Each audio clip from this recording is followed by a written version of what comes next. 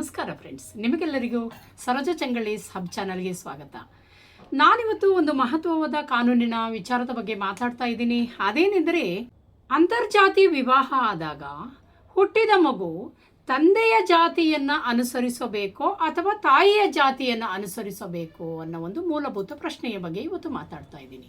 ಇದುವರೆಗೂ ಜಾರಿಯಲ್ಲಿದ್ದಂತಹ ಕಾನೂನುಗಳು ಮತ್ತು ಕಸ್ಟಮರಿ ಪ್ರಾಕ್ಟೀಸ್ಗಳ ಪ್ರಕಾರ ಅಂತರ್ಜಾತಿ ವಿವಾಹ ಆದಾಗ ಹುಟ್ಟಿದ ಮಗುವು ತನ್ನ ತಂದೆಯ ಜಾತಿಯನ್ನು ತನ್ನ ಶಾಲಾ ದಾಖಲೆಗಳಲ್ಲಿ ಹಾಗೂ ಬರ್ತ್ ಸರ್ಟಿಫಿಕೇಟ್ಗಳಲ್ಲಿ ಹಾಗೂ ಮುಂದಿನ ಶೈಕ್ಷಣಿಕ ಸೀಟುಗಳನ್ನು ತಗೊಳ್ಳುವಾಗ ಮತ್ತು ಉದ್ಯೋಗಕ್ಕೆ ಸೇರುವಾಗ ತನ್ನ ತಂದೆಯ ಜಾತಿಯನ್ನು ಅನುಸರಿಸಬೇಕು ಅನ್ನೋದು ಒಂದು ಇದುವರೆಗೂ ಬಂದಂತಹ ಕೋರ್ಟಿನ ಆದೇಶಗಳು ಮತ್ತು ಕಸ್ಟಮರಿ ಪ್ರಾಕ್ಟೀಸ್ ಕೂಡ ನಮ್ಮ ದೇಶದಲ್ಲಿ ಜಾರಿಯಲ್ಲಿ ಇತ್ತು.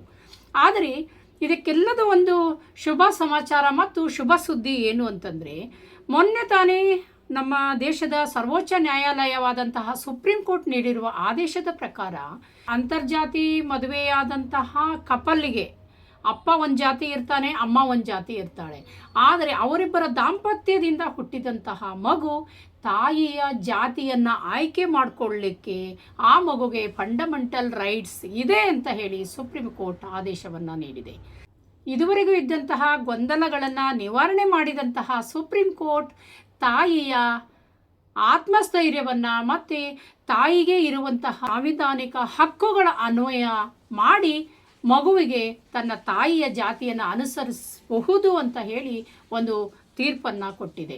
ಅದು ಯಾವ ತೀರ್ಪು ಅಂದರೆ, ತಮಿಳುನಾಡಿನ ಒಂದು ಕೇಸಿನಲ್ಲಿ, ಅಂದರೆ ಪುದುಚೇರಿಯ ಒಂದು ಕೇಸಿನಲ್ಲಿ ಎಸ್ಸಿ ಸಮುದಾಯಕ್ಕೆ ಸೇರಿರುವಂತಹ ಮಹಿಳೆ ಉನ್ನತ ಜಾತಿಯ ಒಬ್ಬ ಪುರುಷನನ್ನು ಮದುವೆ ಆಗಿರ್ತಾಳೆ. ಮದುವೆಯ ನಂತರ ಆಕೆಯ ಗಂಡ ಕೂಡ ಹೆಂಡತಿಯ ಮನೆಗೆ ಒಂದು ಸೆಟ್ಲಾಗಿರ್ತಾನೆ. ಅಲ್ಲೇ ತಾವು ಒಂದು ಉದ್ಯೋಗವನ್ನು ಹುಡ್ಕೊಂಡು ಕೆಲಸ ಮಾಡ್ತಾ ಇರ್ತಾರೆ. ಅವರ ದಾಂಪತ್ಯದಿಂದ 2 ಹೆಣ್ಣು ಮತ್ತು 1 ಗಂಡು ಮಗು ಜನನ ಆಗಿರ್ತದೆ. ಅಂಥ ಸಂದರ್ಭದಲ್ಲಿ ಆ ಮಗುವಿಗೆ ತನ್ನ ಜಾತಿಯ ಕಾಲಂನಲ್ಲಿ ಆ ಒಂದು ತಾಯಿಗೆ ತನ್ನ ಜಾತಿಯನ್ನೇ ಮೆನ್ಷನ್ ಮಾಡಬೇಕು ಅಂತ ಹೇಳಿ ಆಕೆ ಬಯಕೆ ಆಗಿರ್ತದೆ. ಆದರೆ ಅಲ್ಲಿನ ಸ್ಥಳೀಯ ಸಂಸ್ಥೆಗಳು, ಜನನ ಮರಣ ನೋಂದಣಾಧಿಕಾರಿಗಳು ಮತ್ತು ಸ್ಥಳೀಯ ಆಡಳಿತ ವ್ಯವಸ್ಥೆ ಏನಿರುತ್ತೆ, ಬರ್ತ್ ಸರ್ಟಿಫಿಕೇಟ್ ಕೊಡೋ ಅಥಾರಿಟಿಯವರು ಅದಕ್ಕೆ ಒಪ್ಕೊಳ್ಳೋದಿಲ್ಲ. ಆದರೆ ಆಕೆ ಇದೇ ಒಂದು ಅಂಶದ ಮೇಲೆ ನನಗೆ ಫಂಡಮೆಂಟಲ್ ರೈಟ್ಸ್ ಇದೆ ಅಂಥೇಳಿ ಕೋರ್ಟಿಗೆ ಹೋಗ್ತಾಳೆ. ಅಲ್ಲಿ ಕೋರ್ಟು ಆಕೆಯ ಪರವಾಗಿ ಆದೇಶವನ್ನು ನೀಡುತ್ತೆ. ಹಾಗೆ ಮಡ್ರಾಸ್ ಹೈಕೋರ್ಟ್ನಲ್ಲೂ ಕೂಡ ಆಕೆ ಅಪ್ರೋಚ್ ಮಾಡಿ ನನ್ನ ಜಾತಿಯನ್ನೇ ಮಕ್ಕಳ ಹೆಸರಿನೊಂದಿಗೆ ಸೇರಿಸ್ತೇನೆ ಅಂಥೇಳಿ ಅಲ್ಲಿ ಫೈಟ್ ಮಾಡ್ತಾಳೆ. ಅಲ್ಲೂ ಕೂಡ ತಾಯಿಯ ಪರವಾಗಿಯೇ ತೀರ್ಪು ಬರ್ತದೆ. ನಂತರ ಅಲ್ಲಿಂದ ಮೇಲ್ಮನವಿ ಸುಪ್ರೀಂ ಕೋರ್ಟಿಗೆ ಹೋಗುತ್ತೆ. ಸುಪ್ರೀಂ ಕೋರ್ಟು ಮೊನ್ನೆ ತಾನೇ ಇದನ್ನು ಪರಿಗಣನೆ ಮಾಡಿ ತಾಯಿಯ ಫಂಡಮೆಂಟಲ್ ಹಕ್ಕು ಮತ್ತು ಮಕ್ಕಳ ಆಯ್ಕೆಯ ಸ್ವಾತಂತ್ರ್ಯವನ್ನು ಎತ್ತಿ ಹಿಡಿದು ತಾಯಿಯ ಜಾತಿಯನ್ನೇ ಆಕೆಗೆ ಹುಟ್ಟಿದ ಮಕ್ಕಳು ಕೂಡ ಕಾಲಂನಲ್ಲಿ ಬರೆಸ್ಬೋದು ಅಂಥೇಳಿ ಒಂದು ತೀರ್ಪನ್ನು ನೀಡಿದೆ.